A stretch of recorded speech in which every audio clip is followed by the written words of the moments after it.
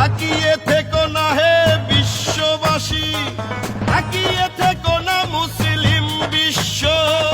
এভাবে চুপ করে থাকলে ফিলিস্তিন হয়ে যাবে একদিন নিঃস্ব। আজ পবিত্র